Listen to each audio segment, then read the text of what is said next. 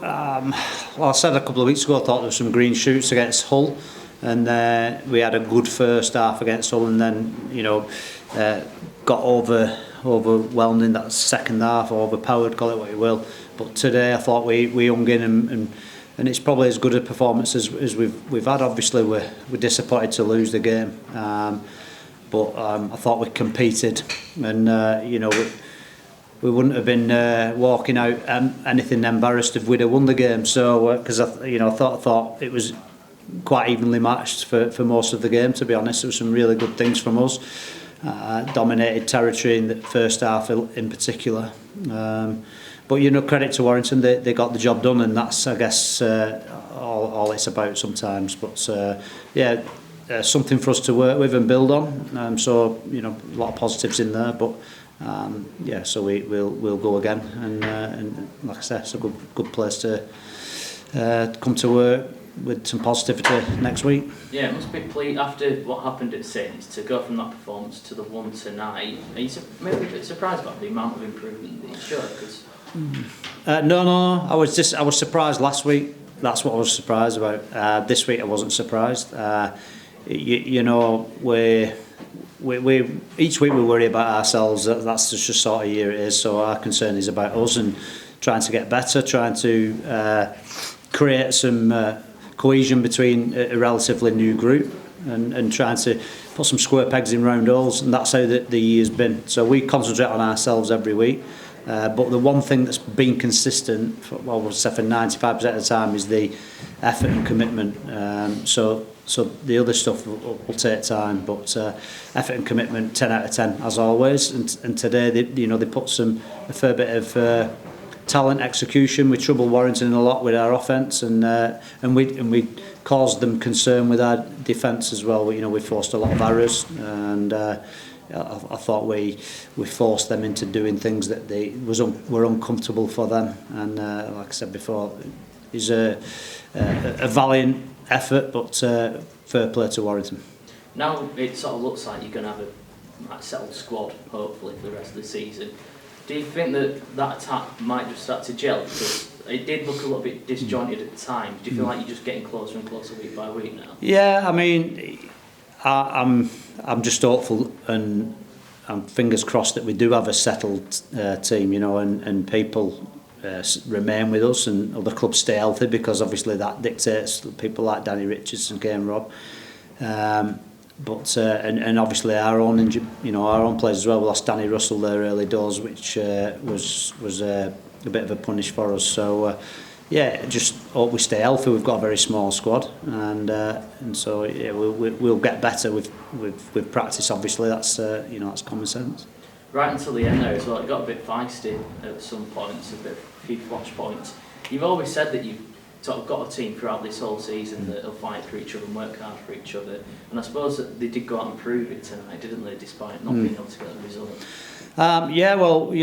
I don't think any professional players who are prepared to compete are going to give up and roll over and let any team have it easy. And we've shown that every week, whether it whatever the defeat looks like. We've certainly tried hard and competed and had some self-respect. The lads have been fantastic, and same with the staff. We keep our standards high, and we're prepared to win, and that's we replicate that every week, and we'll do that until the end of the season. And it's a disappointing day in that respect, but the lads certainly had a dig. It got a little bit, like I said, feisty on a couple of occasions, but maybe a little bit of frustration from both sides there. Warrington maybe not getting it as much as home wave they'd have liked, and our boys feeling that they might have been hard done to once or twice, but it was all in good spirit, and I thought the game was a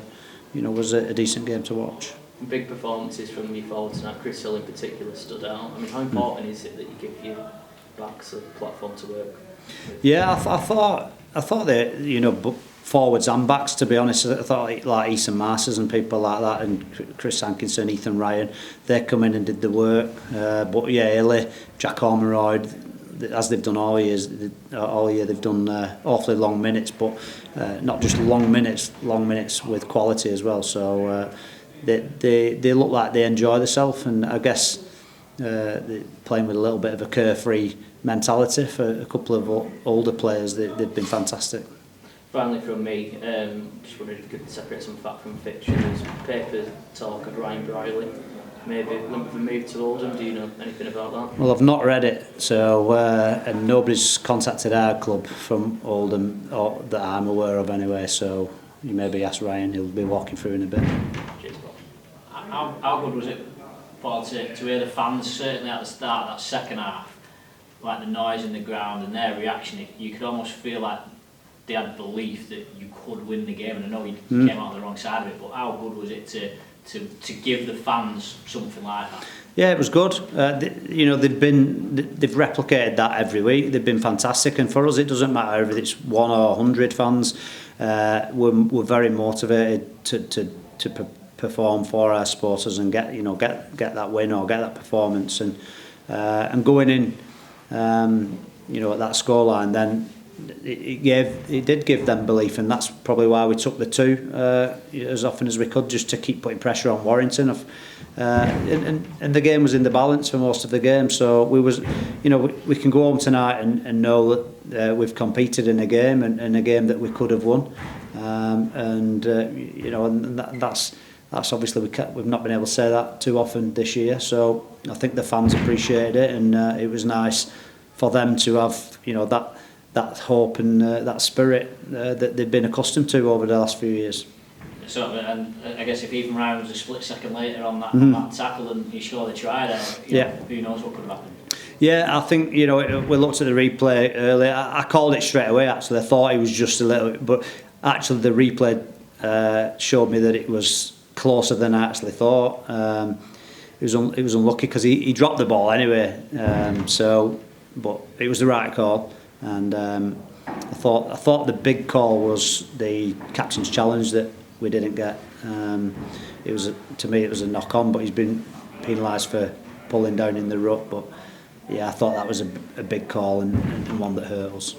It felt like I thought it was a good call to challenge it at the time, to be honest, because at that moment in the match, that incident on the halfway could have swung it both ways. I think you had one a bit later on that you maybe would have challenged if you had one left, but I suppose it's good to be debating them sort of things rather than just be absolutely. I thought it was a good challenge, and I thought we should have won the challenge. I thought it was a clear knock on, and so we penalised us for trying to hold him down, but that's what a tackle is. You tackle him and try and hold him down. That's what tackling is. So but overall, I think probably what hurt us were penalties out of yardage. I think there may be 5, so at least 4, maybe 5, and we didn't get any.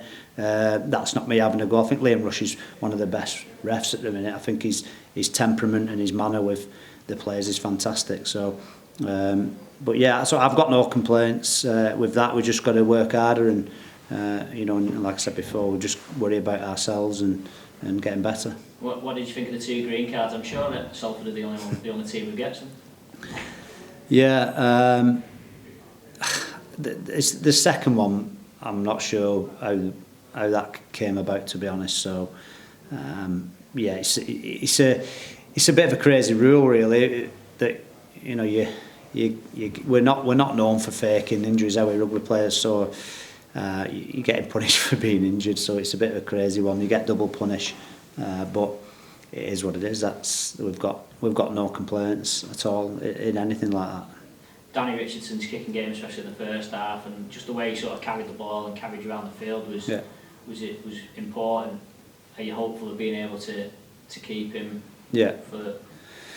I mean, we'd like to keep him for all season, So hopefully, Hulk have a healthy squad, and then they don't need him. But we support Danny as a person, and if he gets opportunities to play in some big games for them later in the season, we'll be happy for him. But we want to try and develop him as much as we can, and see what the future holds with Danny in a Salford shirt. So he's certainly been good for us in training and out on the field today. So he's been a really welcome addition.